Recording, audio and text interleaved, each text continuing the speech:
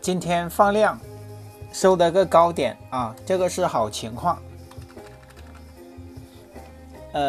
最高是3322，今天收了个最高点3322啊，所以说哦，这个是好情况，比起周五来又难看的，比起周五难看的情况好得多啊。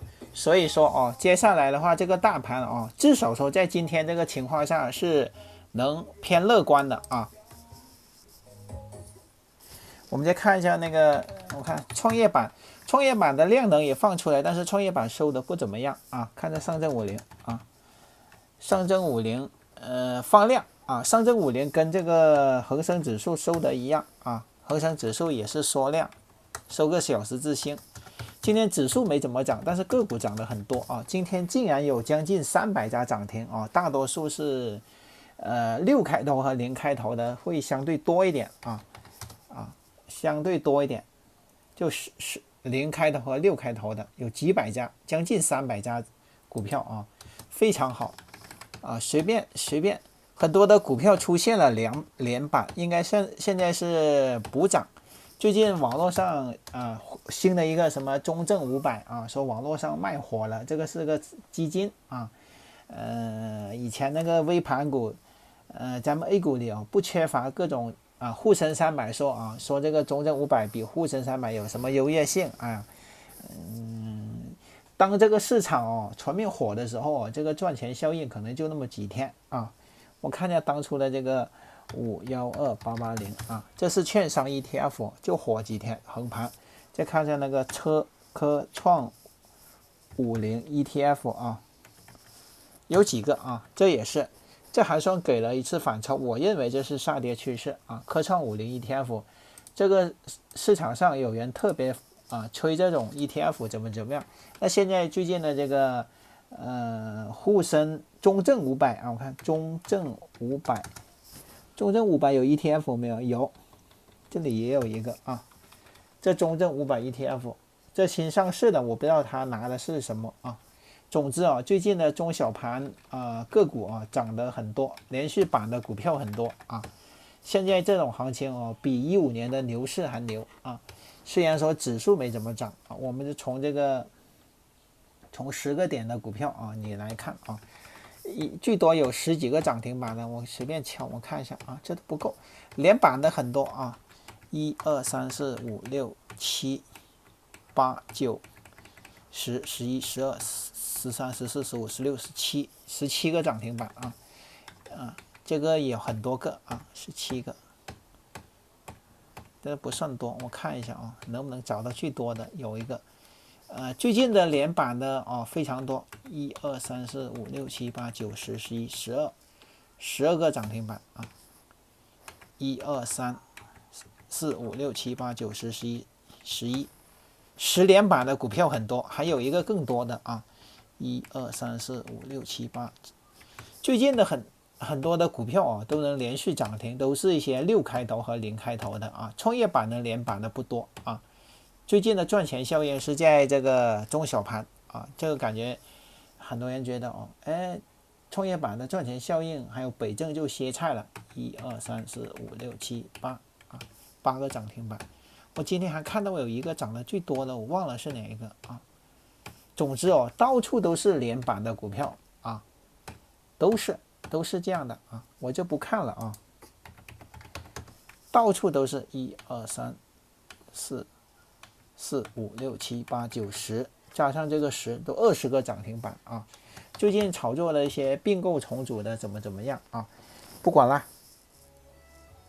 Hello， 大家晚上好，我股辉10年，今天2024年10月28日，现在是晚上的7点1刻，股辉来更新今天的视频今天的话，这个视频也预计聊10几分钟也没什么好说的股辉从这里看空到这里又小跌，到这里又涨，到昨天我又看空，结果今天又涨最近的情况是前面是涨一天跌一天，涨一天跌一天，现在是涨2天跌一天，现在又涨2天了。如果明天收阴线的话也说得过去最近行情是这样，指数没怎么涨，但是个股有赚钱效应，有啊，有赚钱效应。今天最大的亮点是这个成交量放出来了，收个最高点，虽然没有大涨啊，虽然没有大涨，但是指数确实是收起来的啊，指数是确实是收起来的。最近创业板的赚钱效应没那么火了啊，我们能看得出来是那个中小盘啊，我看微盘股啊，微盘股指数，微盘股，咦，微盘股竟然创新高了啊，想不到吧？想不到吧？在这里的时候，很多人觉得啊，不能碰，怎么样？那最近涨得好的都是，如果你照那些千亿市值的股票啊，你不但不赚钱啊，有可能还赔钱啊。如果你是做那种所谓的什么价值投资啊，不把你赔惨才怪啊。最近的价投的都偏低啊，都是跌下来的啊。千亿市的股票啊，比较大盘蓝筹股最近是涨不了，因为过去这2年啊都是靠他们涨。那最近涨得好，那综合上来还是中小盘啊。对于今天的行情，股会怎么看？股会也是见风使舵啊，也是个容易变观点的人啊。但是呢，我有原则，我的观点说，起码得涨到33、40、50、60以上啊。正常来讲，涨到60以上，我觉得这个趋势才形成。那它也是一步步的来啊，比如说啊，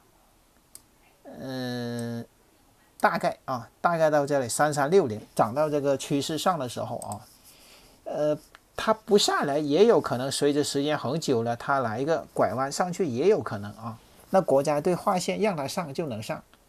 最近的话啊，虽然说国家队能控制这个指数的涨跌，但是个股的赚钱效应非常的疯狂。个股涨得多意味着风险大啊。我们一直提的风险反倒还没来，很多人哦就靠现在哦重仓猛干，或者说你沉得住气的人哦才能赚到钱啊。你稍微涨一点你就跑，你根本是没钱收的啊。看一下啊，动不动就涨停啊，然后很多的个股都能创新高啊，这些都是补涨的，补涨啊，这种也是补涨啊，这都补涨的，这也算是补涨行情啊。这几天像这种调几天的，还有这种调几天的就开始涨了，就跟股会前上周四的晚上的观点一样啊。有些个股通过横盘几天之后啊，大涨也说得过去啊。结果就这样。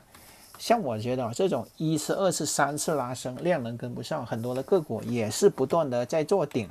虽然说我们一路的看空啊，都看走眼了。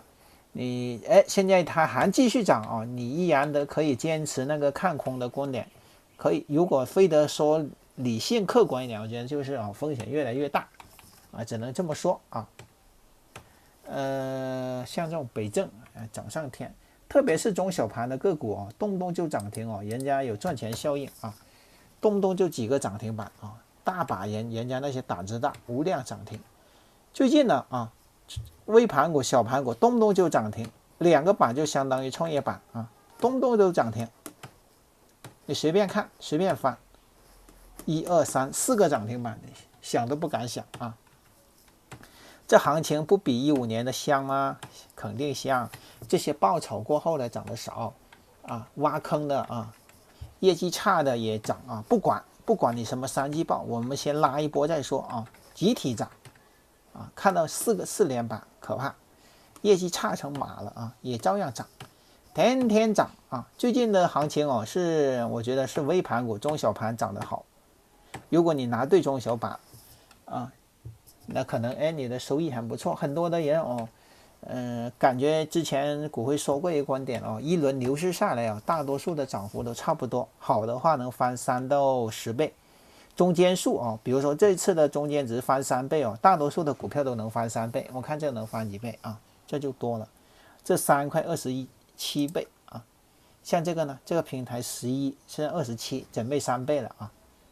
正常的话翻3倍很容易的，这个3块，这个6块，这5块，这11，现在翻2倍啊！随便看任何一只垃圾股啊，像这种平台7、11，这才2倍不到。这个呢，这翻2倍，这个呢，这翻3倍啊。目前来说翻1倍的股票太少了啊，中位数都能翻2倍，少数翻3倍。说这些有什么意思啊？现在大家感觉到，我觉得很多人，如果你拿到股票，人家就在闷声发大财了啊。能不能发财，大家只有自己知道啊。我上回也说了，这个中位数，有一个人他今年的盈利才2个点，都能战胜了64%的股民。那现在如果今年就从今年就是这个行情以来，很多人虽然说很多股票涨了，有可能你的成本很高啊，你没钱补。如果你拿3只5只股票啊，比如说你的成本就在这块，涨了2个涨停，你也只是到本而已啊。比如说像这种今年年前你最多能挣一点啊。很多人只是回本而已，没挣到什么钱。多拿几只股票更难回本啊。像这种很多的股票都创新高了，厉害厉害厉害啊！当你发现这行情好的时候，这多少10个涨停板都没啥业绩，没任何可讲啊，没有理可讲啊。1、2、3、4、5、6、7、8、9、10、11、12啊，15年的行情也不过如此啊。最近的这个中小盘涨疯了啊，很多人知道吗？知道，天天看盘的人都知道啊。只有在网上那些调侃的人觉得 A 股不能赚钱啊。行，讲这些。那股汇今天对于这个观点，我还是说今天大盘收得起来涨得不太多，还不能立马的判断它就能从此挑战3400，但是呢，它往3400走的这条路上已经开了个好头。那如果后面比如周2、周3再回踩这个位置那我又看空。那目前的话，它还行。这种时候明天不能把这个低点给破了啊！明天如果破了，那又看空，涨了又看多，那你就不能一直看多和看空吗？不能啊！我觉得随行就市很好，即便是这个量能很好也行，也不能解除这个风险，大概就这个意思。现在行情一来了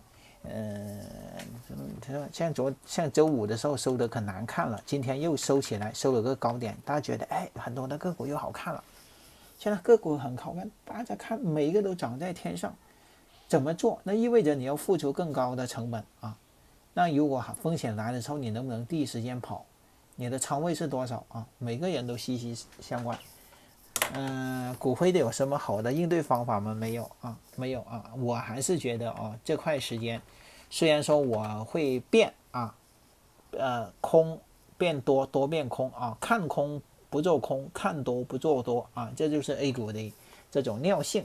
正常的人都想我管不了那么多，我希望在我建仓的时候，这个股票没怎么涨，等我把仓位建起来的时候，我希望大盘大涨。如果大盘不大涨，当天我的股票所属的板块别跌，有热点就行。本来就是这个市场是靠热点撑起来的，有热点就能赚钱。今天公共交通、多元金融又来了，没多少个；公共交通也没多少个；房地产，互联网多，软件服务多。哎呦，今天白酒是来护盘的啊。几乎今天是普涨了，银行是跌的啊，银行是跌的，银行已经完成使命了啊，就是这几年来，如果没银行护盘的话，我们这市场早就怎么样了啊。先说上，我已经讲过无数次了，目前 A 股国家队在主导这个行情啊，大量的筹码也是掌握在国家队手上啊，国家队的手上怎么样完成出货啊？这里有个很大的一个问题，很多人觉得筹码根本买不完啊，确实也是。能良性循环的话，就是比如说我说这像商业银行咱们的央行入市就是给各大上市公司贷款，拿回来回购他们公司的股票。像国外的话，如果你回购自家股票又把它注销掉的话，股东权益注销掉的话，它对股价是有提升的。目前 A 股能这么做的不多啊。坊间上大家最聊到说，这个庄家出货了，主力出货了啊。到底有没有庄家主力出货这一说啊？我觉得有肯定有。这么说的话，大家才能相信啊。有一些庄股那肯定是有主力出货的呀，不出货它能跌成狗吗？啊，还有每一个上市公司大的上市公司都是地方的纳税大户啊，而且这个地方的上市公司会得到地方的重点关照啊。然后呢？然后得出什么啊？然后我之前讲过，以前说那个国九条之后那个财务造假，我看陆陆续续还会有一些公司受到牵连啊。这个监管其实一直都没有放开啊，不是说有人现在网上也说只要你的公司这几天熬过这个三季报披露可能也没事。有一定的道理，但是呢，我在 A 股里很多的事情你说不清楚，本身呢你根本我们通过这些盘口，哪怕你通过这个资料看它这些都是一个公开消息，没什么价值我觉得一个上市公司，你起码里面我觉得董秘都不知道什么我觉得财务和会计和老板可能他们清楚公司到底能赚多少钱，毛利多少，这些人才清楚。但我们不认识这些人，大家都是经过盘口来判断这个行情怎么样好了，说这一大堆股会来总结一下大盘股会觉得这个位置今天收得好明天看涨的话是逻辑说得过去的如果明天跌，今天涨了22个点，明天跌10来个点也正常。最近是跌一天涨2天，跌一天涨2天，那接下来会不会这么走我也不知道，我把它光总结出来目前更多的人希望自己的股票持仓成本也不高，希望大盘涨把它带一带。如果你的股票没有题材热点的话，也很难涨了今天即便是有300多家股票涨停你也不要觉得这个钱好赚，本来就不好赚不信你可以看上你今年的收益或者整体的收益，或者这个月的收益根本钱不好赚还有今天有个人跟我反馈的说，今天抓了几个大涨的股票，但是今天总账才增加了，利润才增加了1%，郁闷死了。那我肯定一想就想到了，那是仓位管理没做好吗？都是小仓搞这些大涨，有什么意思仓位管理选得对然后还有说股市上想赚钱就那几个道理，看得到大量的好股票敢买得多，买得低，卖得高，缺一不可这市场上现在最近有几个人跟我说，哎呀，我怎么样我看的股票可好了，怎么样？我说了一句，他可能不高兴。我说最近股票行情好，并不是你多厉害，是这个市场市场上有赚钱效应赚钱效应大家觉得很牛。当行情差的时候，你还能不能这样牛如果能，那就算是有本事最近拼的是胆量。如果你的有仓位比如说最近你拿到北证你轻轻松松都翻3倍，这个快3倍这个3、4这也3倍这个北证动不动就翻3倍就几天像这几天就翻倍，3天就翻倍3连板的大把。北证虽然我们说北证的北证有翻10倍的，虽然它风险高，我们还说北证的市值小。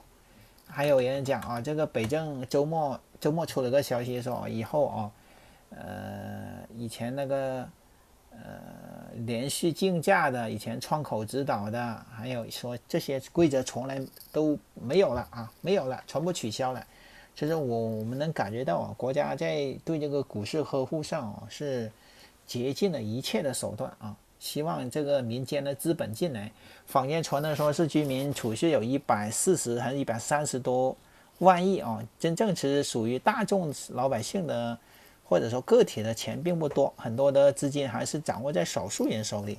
还有人讲，你要炒股几千块钱，你上班几千块钱的还来炒股，你不是撑没事干吗？还有人讲为什么现在的演唱会还有那么多的年轻人去看，没钱就看个380的，有条件的看个1000多的，离这个站台近的，钱多的上 VIP 就非常靠VIP 座。有个人回答说你就那1个月拿几千块钱，你还拿来炒股，你不脑子有病吗？然后人家得出了结论啊，现在人家就天天去看演唱会的，这人家就休闲娱乐，人家有钱来看，这能没几个钱？得出来的观点是啊，这个市场上啊，有条件的人，特别条件好的人，人家不需要来股市上炒股。那国家怎么样才能引导这一批有钱人再来股市上投资？大家也能听到一句话啊，这个富二代啊，他只要不乱花啊，啥都不干，吃喝玩乐，出去啊，天天处对象啊，这也花不了几个钱。好家伙，富二代你一旦努力积极向上要做啥，你可能就败光了。那股市上他们就不来炒股，他们这一辈子吃香喝辣的，但凡来炒股啊，比如说你投个1000万啊，他又想补仓。很多人的家业可能，比如说几十年涨了个几千万、上亿的家产，突然来炒股，补呀，把房子拿去抵押一补，结果一个股票都搞到退市。我们在网上看到这样的例子啊，我们讲这些例子，我觉得离我们很远，离我们很近的例子就是最近有赚钱效应，但是呢，自己手上又拿不到那些连续涨停板的品种怎么办啊？股会觉得风水轮流转，这轮的行情最近是中小盘个股补涨啊，也到头啊，我觉得很多的个股都在赶顶。你这样说也不啊，如果后面还涨怎么办？涨了继续涨嘛啊，你总得非得啊，如果不涨非得要人命才行吗？啊，这个市场做滑头，股会从今天它放量，今天放多少？今天19000亿啊，这个成交量比之前大了多少啊？这以前是5000亿啊。351万都大了3倍多，所以说最近的个股涨停很容易，5000只股票涨几百只涨停也没有多少啊，还是有很多股票下跌的，即便是行情涨那么好，还是有很多人今年没赚到钱呢，回本都难啊，这个钱不好赚，每个人要总结出来我股票大涨，为什么我挣不到钱啊？我是不是仓位做的不好？我是不是需要满仓集中？梭哈啊，这种问题需要每个人来根据自己情况来调整啊。股会就不讲了啊，股会这边已经讲了无数的方法啊，最重要的人还是命运，还有时机，还有我看到那些人家在市场上做的成功的人，他们讲的很随意，其实我能总结出来，我说没有谁知道自己会在哪个地方上发财爆发，但是呢，你要把工作给做了。第一，比如说行情来的时候，你的仓位要集中。比如说最近行情好的人家打北证打不了，打创业板啊，或者说打688的啊。你现在到最近这2天，大家又发现现在的中小盘又涨得好了，那我现在去中小盘来得及吗？我觉得已经晚了啊。股会觉得像比如说我看见今天大长腿的20个点的涨幅的很多的个股它都是补涨的啊，没有多厉害啊。很多的像这种调几天啊，我找几个，你看这些是横盘的啊，横几天补涨起来的很多，这不算。像这种这种都是横很久，这就是8、9、10号啊，国庆后横盘的，这跟我们的观点很像。在这里的时候，我退回来看很难看的啊。那今天它又涨了，我们就找这样的图形。在这里这天是国庆后8号、9号，很难看啊。咱们想着它再怎么样可能都上不去，结果呢，它横盘几天它又上去了。这是个例子你看这些也是，这是8号、9号。8号、9号底部抬高大家你就去找这样的图形依葫芦画瓢就行了很简单还是要从创业板入手，都一样。8月9号的很多的个股已经突破了国庆后的那个高点，但是指数没上去你看这是突破了，都是这样的图，大家发现没有？均线发散均线发散都是这样的图，这个没过，这个高了我们399006你看这个指数就有误人子弟，就是这个指数就失真这指数的话，你可以对比，有一个券商的，还有一个电池的他们就对这个大盘影响非常大。但是个股涨上天了，很多的个股已经超过了这个点位。行，就这样吧啊，一句话股会也总结不出来啊，大家要根据自己情况来看。放量了，做多了，它不一定是下来，还有可能连在一起的时候上去也有可能啊，不要一根筋。涨2天调1天，涨2天调1天。我希望明天如果调的话，不要调太多啊。还有，即便是跌的时候，也有一些个股能涨。总之这个行情没有出现大跌的时候我们看，只要大盘，比如说像我觉得大盘只要盘中不出现5、60个点或者7、80个点的调整的时候，很多的个股就有赚钱效应啊。它是涨跌跌。涨跌10几20个点都没问题，如果是暴跌7、80个点的话，这个趋势可能就会形成。目前我们也不知道它什么时候会出现啊。股会觉得下周2晚上可能这个美国大选可能会出结果啊，到时候可能对这个全球资本市场有影响啊，大家要提前做规划啊。行，今天这个视频就录制到这里，乱说了一堆，也没有什么侧重点，能给大家说的就是一个矛盾混沌的一个市场啊，没有标准答案，各种可能都有，随时应对，盘中应对，行就行，不行就不行，打不过就跑啊，不丢人。好，再见，拜拜，明天见，祝大家好运，拜拜。